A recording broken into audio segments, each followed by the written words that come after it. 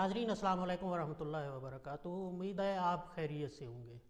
मैं हूं अनैतुल्लाह कामरान और मेरा आज का प्रोग्राम का मौजू इंडियन रियासत कर्नाटका के एक तालीमी इदारे में पेश आने वाला एक वाक़या है जो इस वक्त सोशल मीडिया पर टॉप ट्रेंड ही नहीं बन चुका बल्कि एक ही दिन में इस पर कई ट्रेंड बन चुके हैं। इस वाक़या की मिसाल अगर पेश की जाए तो ऐसी ही है जैसे इंतहाई तारीकी और घुप अंधेरे में अचानक एक छोटी सी चिंगारी उड़े और उड़कर शोला बन जाए और फिर अपने इर्द गिर्द के तमाम माहौल को लपेट में लेकर रोशन कर दे। इंडिया की रियासत कर्नाटका शरह ख़ानदगी के लिहाज से सबसे आगे है। यहाँ एक यूनिवर्सिटी में एक मुसलमान बच्ची अपनी असाइनमेंट जमा कराने के लिए आई और उसने इस्लामी तालीमात के मुताबिक हिजाब पहना हुआ था। यूनिवर्सिटी में मौजूद तलबा ने इस बच्ची पर आवाज़ें कसनी शुरू कर दी और हिजाब के ख़िलाफ़ नारेबाजी शुरू कर दी।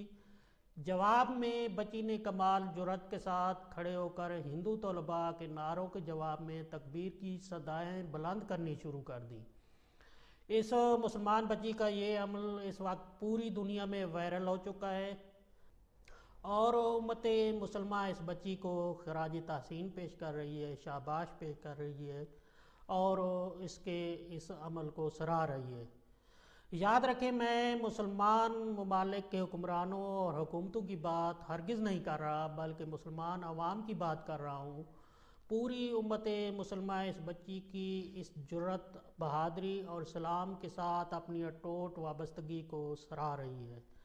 इस बच्ची को वो भी सराह रहे हैं जिन्होंने बांगे दोहल अपनी तकरीर में कहा था कि हमने निज़ाम मुस्तफ़ा को छोड़कर अपनी मर्ज़ी से इंडिया में रहने को तरजीह दी थी और इंडियन सेकुलरिज़म को कबूल किया था।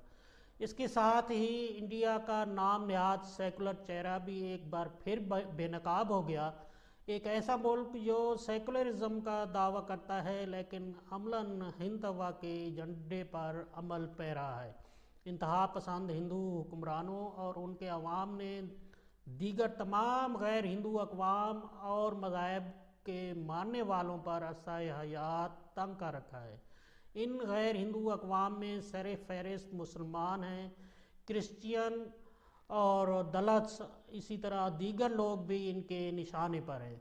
कबल-ए-ज़ी इंडिया की मौजूदा इंतहा पसंद हुकूमत ने शहरियत की तस्दीक के नाम पर ख़ास तौर पर मुसलमानों को निशाना बनाया और उन्हें गैर मुल्की और गैर हिंदुस्तानी करार देकर उन्हें मुल्क से निकालने की कोशिश की।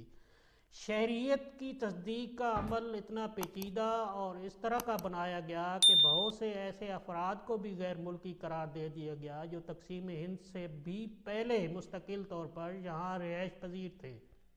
नाजरीन, इंडिया में मुसलमानों को हरासा करने का वकूफ़ पजीर होने वाला ये कोई पहला वाक़या नहीं है बल्कि मुसलमानों के ख़िलाफ़ तकसीम हिंद से लेकर ऐसे हज़ारों नहीं यकीनन लाखों वाक़यात पेश आ चुके हैं।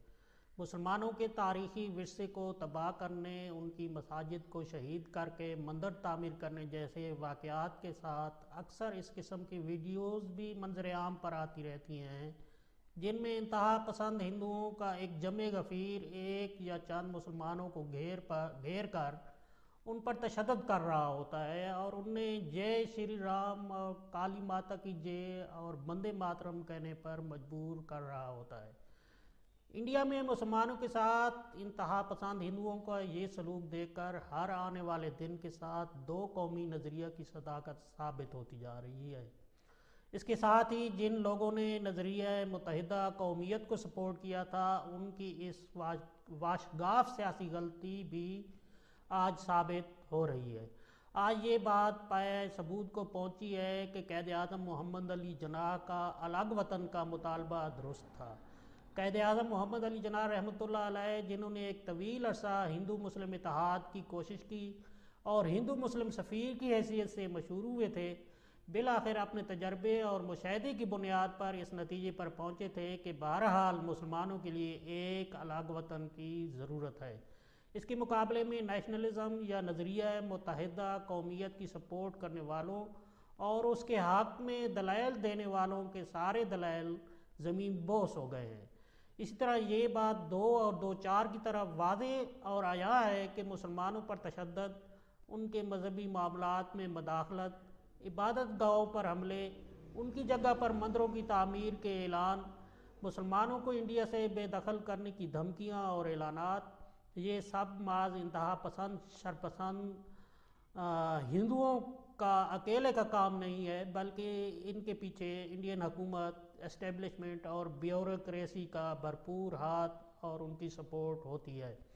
حکومت چاہے کانگریس کی ہو یا بھارتی جنتا پارٹی کی، ان کی پالیسیاں ہمیشہ ایک ہوتی ہیں۔ عمل درآمد کی رفتار میں تھوڑا بہت فرق ضرور ہوتا ہے، لیکن مسلم کش پالیسیوں کے سلسلے میں کے حوالے سے تسلسل میں کبھی فرق نہیں پڑا۔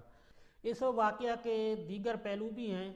ایک یہ کہ جو قومیں ذہنی طور پر غلام بن جاتی ہیں اور اپنی حقیقت فراموش کر دیتی ہیں، ان کے زعماء اور پیشوا باطل کے آگے سر جھکا دیتے ہیں اور سمجھوتوں کی راہ تلاش کرتے ہیں، ملی بھگت سے اپنے لیے سہولیات اور مراعات کے بدلے میں قوم کی ذلت اور غلامی برداشت کر لیتے ہیں۔ ایسی قوم میں اس قسم کے واقعات واہ واہ اور شاباش کے مستحق تو ٹھہرتے ہیں، لیکن قوم کی حالت ویسی کی ویسی ہی رہتی ہے۔ جب تک قوم میں اس قسم کے لوگ موجود رہتے ہیں، قوم پر ذلت مسلط رہتی ہے۔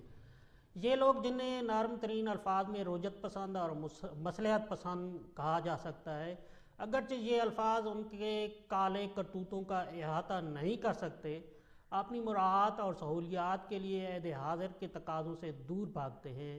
صحیح و جدوجہد ان کے لیے کالے بچھو کی مانند ہوتی ہے، اور اگر خدا نخواستہ کوئی بندہ خدا ان کی مصلحت پسندی میں مخل ہونے کی کوشش کرے تو ان پر یہ صرف گراں ہی نہیں گزرتا، بلکہ یہ لوگ اس کے خلاف اپنی تمام صلاحیتوں اور طاقتوں کے ساتھ اس پر پل پڑتے ہیں۔ بدقسمتی سے ہندوستان کے مسلمان ہی نہیں، پورے برصغیر کے مسلمان اسی قسم کے روجت پسند اور مصلحت پسند مذہبی اور سیاسی پیشواؤں میں گھرے ہوئے ہیں، ان کے نرغے میں ہیں۔ اگر برصغیر کے مسلمانوں کو دوبارہ اپنا مقام حاصل کرنا ہے تو ان رجت پسندوں کے نرغے سے نکلنا ہوگا، بلکہ ان کے گرد گھیرا تنگ کرنا ہوگا۔ یا تو یہ مصلحت پسندی کا چوغا اتار کر حقیقی مومن کا کردار ادا کریں گے، یا پھر قوم کا پیچھا چھوڑ دیں گے۔ یہاں پر ایک سوال یہ بھی ہے کہ آخر موجودہ حالات کے پیش نظر انڈیا کے مسلمانوں کا کیا بنے گا، اور انہیں اس حوالے سے کیا حکمت عملی اختیار کرنی چاہیے۔ امام الازہر بانی جماعت اسلامی مولانا سید ابوالعلا مودودی رحمۃ اللہ علیہ نے اس حوالے سے ایک رہنمائی دی تھی اگر انڈیا کے مسلمان ان پر عمل کریں تو یقیناً وہ ان تکالیف اور پریشانیوں سے نکل آئیں گے جن میں اس وقت وہ مبتلا ہیں۔ اپریل 1947 میں مولانا مودودی رحمۃ اللہ علیہ نے مدراس میں ایک تقریر کی تھی، اور اس تقریر میں فرمایا تھا کہ اب تک ہندو قوم پرستی 2 ٹانگوں پر کھڑی رہی ہے۔ اس کی ایک ٹانگ ہے انگریز کے مقابلے میں آزادی کی جدوجہد، اور دوسری ٹانگ ہے مسلمانوں کی دشمنی۔ تقسیم کے بعد اس کی ایک ٹانگ آپ سے آپ ٹوٹ جائے گی، کیونکہ انگریز کے مقابلے میں آزادی کی جدوجہد کا مقصد پورا ہو جائے گا۔ اس کے بعد یہ قوم پرستی صرف ایک ٹانگ پر کھڑی رہ جائے گی، اور وہ ہے مسلمانوں کی دشمنی۔ ہندو قوم پرست پوری کوشش کریں گے کہ وہ اس ٹانگ کو برقرار رکھیں۔ اس کی خاطر وہ ہر ظلم و ستم آپ پر کریں گے۔ آپ کو ایک مدت دراز تک اسے برداشت کرنا ہوگا، لیکن اس کے بعد آپ یقین رکھیں کہ ہندو قومیت خود اپنے اندر جو داخلی تضادات رکھتی ہے، آخر کار وہ برسر کار آئیں گے، اور ان تضادات کی بدولت یہ قوم پرستی خود بخود اپنے برے انجام کو پہنچ جائے گی۔ اس وقت تک بہرحال آپ کو صبر کرنا پڑے گا۔ اس دوران آپ ہندوستان کی تمام بڑی زبانوں ہندی، مراٹھی، گجراتی، تامل، ملیالم، بنگالی وغیرہ میں زیادہ سے زیادہ جس قدر ممکن ہو اسلامی لٹریچر منتقل کر دیں، کیونکہ اردو زبان کو یہ لوگ زندہ نہیں رہنے دیں گے۔ اس ملک کی دوسری زبانوں میں اگر آپ لٹریچر منتقل کر دیں گے تو آپ کی آئندہ نسلیں بھی اسلام سے واقف رہ سکیں گی، اور ہندوؤں میں بھی اسلام پھیلایا جا سکے گا۔ ناظرین، مولانا سید ابوالعلا مودودی رحمۃ اللہ علیہ کی تقریر کے اس اقتباس پر غور کریں تو انڈین مسلمانوں کے ساتھ ہندو قوم پرست ویسے ہی برتاؤ کر رہے ہیں جیسا اس تقریر میں آج سے 74 سال پہلے مولانا نے بیان کیا تھا۔ ہندو قوم پرستی کی ایک ٹانگ مسلم دشمنی عروج پر ہے، لیکن اس کے ساتھ ہی وقت گزرنے کے ساتھ ہندو مت کے تضادات بھی کھل کر سامنے آ رہے ہیں، اور یہ قوم پرستی بالآخر اپنے اس برے انجام کو جلد پہنچنے والی ہے۔ اسی طرح اردو زبان کے ساتھ جو رویہ رکھا گیا وہ بالکل مولانا کے اندازے کے عین مطابق ہے۔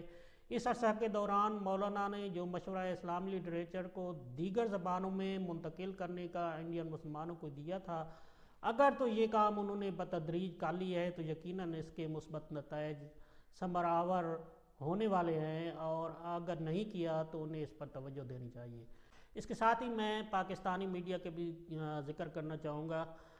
پاکستان کا الیکٹرانک میڈیا جو کسی بھی ہندوستانی فنکار یا گلوکار کے انتقال پر ہفتہ ہفتہ سو کی کیفیت میں رہتا ہے، تو اس کے منہ پر بھی یہ مناظر ایک بہت بڑا تماچا ہیں۔ ہمارا میڈیا ہندوستانی گلوکاروں اور فنکاروں کی پروموشن کر کے ہمارے نوجوانوں کے ذہن پراگندہ کر رہا ہے۔ ویسے ناظرین، میڈیا کے حوالے سے میں الگ سے پروگرام کرنے کا سوچ رہا ہوں، اور انشاءاللہ بہت جلد یہ پروگرام میں کروں گا۔ ممکن ہے یہ پروگرام کئی حصوں پر مشتمل ہو، کیونکہ یہ ایک وسیع موضوع ہے کہ میڈیا کیا ہے اور یہ کس طرح کام کرتا ہے اور اس نے ہمارے معاشرے پر کیا اثرات مرتب کیے ہیں۔ انشاءاللہ ان پر جو ہے تفصیلی بات کریں گے۔ پروگرام کے آخر میں اس جرأت مند بہن کو خراج تحسین پیش کرتے ہوئے یہ کہنا چاہوں گا کہ انڈیا کے نام نہاد سیکولرزم کا پردہ چاک ہو چکا ہے، اور مسلم دشمنی پر کھڑی اس کی دوسری ٹانگ اب لرز رہی ہے۔ ضرورت اس امر کی ہے کہ مسلمان متحد ہوں، چاہے وہ پاکستان کا مسلمان ہو یا ہندوستان کا، افغانستان کا ہو یا ایران کا، اسے متحد ہونا ہوگا۔ اور مولانا مودودی رحمۃ اللہ علیہ کے الفاظ میں، مسلمان ایک مشنری قوم ہے، اس کا فرض اللہ کی زمین پر اللہ کا نظام نافذ کرنا ہے، اور یہ تبھی ممکن ہے جب وہ اپنے اس فرض کو پہچانے، اپنے اس مشن کے لیے کام کرے۔ انشاءاللہ کامیابی اس کا مقدر بنے گی۔ مجھے دیجیے اجازت، اپنا خیال رکھیے گا۔ اللہ حافظ۔